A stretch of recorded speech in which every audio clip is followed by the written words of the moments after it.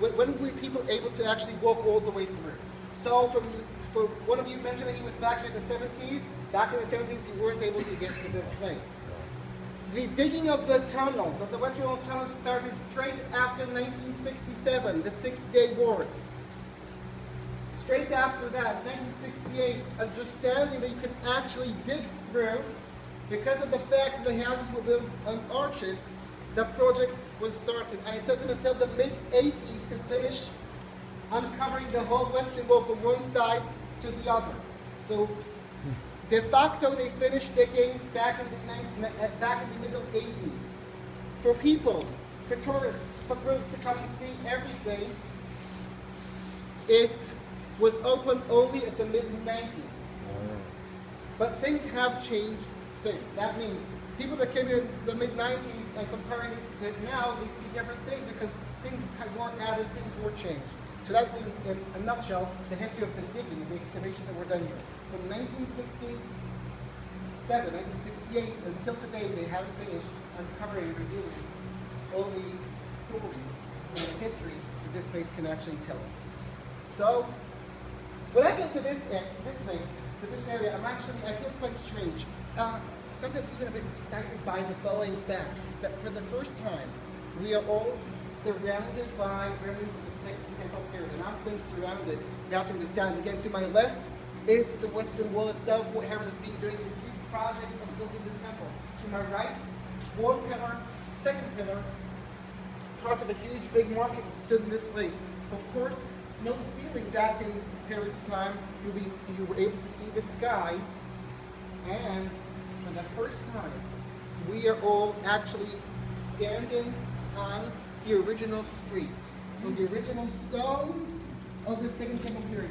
And sometimes I get excited only by the fact, understanding that so many people have walked in these stones, touching these stones, walking these stones, connects us to the history of Jerusalem, of what happened here. And if those stones, for a moment, if we would say they would have had eyes, they would be able to tell us about all those people, all those footsteps, all those people that have walked on them.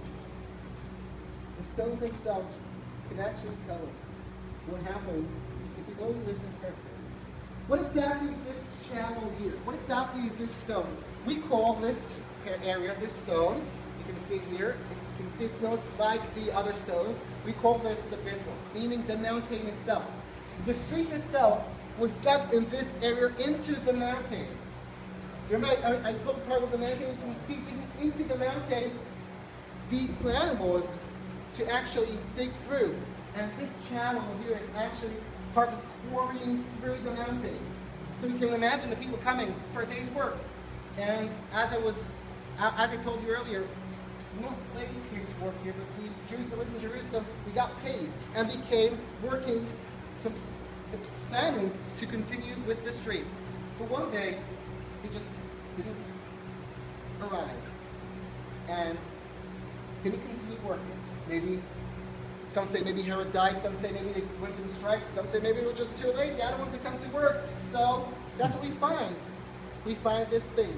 2,000 years later, when the excavations that were done, you can find this channel, you can find the street itself, arriving only till this area. And these stones are paving stones, part of the fact that they wanted to continue digging. Was it? Yasham? Please let them pass.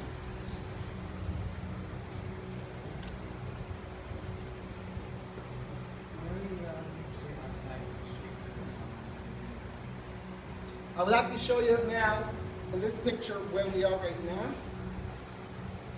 So I would like you to come closer.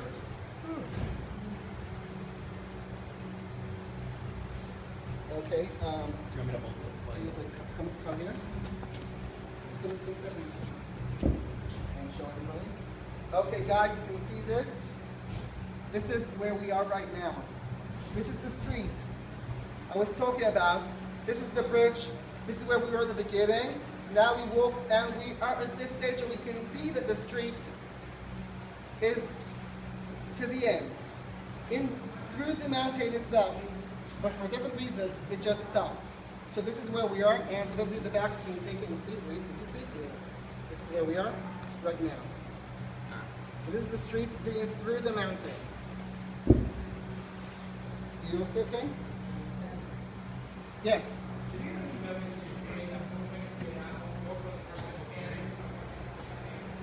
Remnants of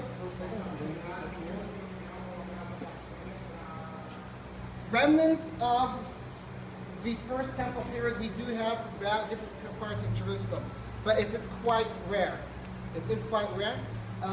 These areas, I mean, the west side of the Temple Mount, westwards to the Temple Mount, they did find a few remnants that are dated back 2,700 years ago, back to the period of Chizkiyahu Melech. As we know, he was the king that expanded the area of Jerusalem also to other parts. To find remnants of that period earlier than Chizkiyahu Melech, things were found back in the city of David and in other small portions around the area, but it is quite rare. That's about the period itself. About the temple, none was found. Two reasons. Well, we have also never dug at the area of the Temple Mount. Herod expanded the area of the second temple. The first temple stood exactly at that place. So if you want to find out remnants of the first temple, you have to dig the Temple Mount. And serious excavations were never done. There were some excavations, a few, that were done back in the 19th century by English archaeologists that came here, but other than that, nothing was done. That's the first reason. And the second reason is, even if excavations would be done, there's a chance, not a big chance, but a certain chance that we won't find remnants because of the fact that when Herod built his buildings, he dug everything to the ground, and he did his work seriously.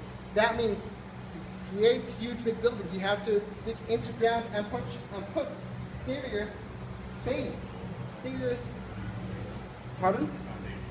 foundations, and on top of those foundations to build the buildings. So combine those two facts. That's why we didn't find.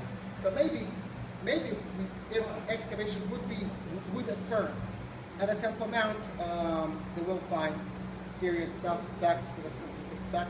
taken back in time to this first temple period. Any other questions? The smallest stone in the western wall is approximately 1,000 kilos. 1 ton. That's the smallest stone. So how did they actually move stones? How did they actually build back in those days? Based on writings of an archaeologist, I would say, a Roman architect named Vitruvius.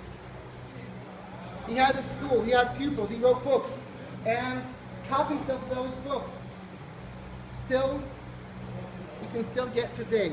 So for those of you who read ancient Greek, you can buy an ancient Greek, but believe me, you can also buy the translation into English.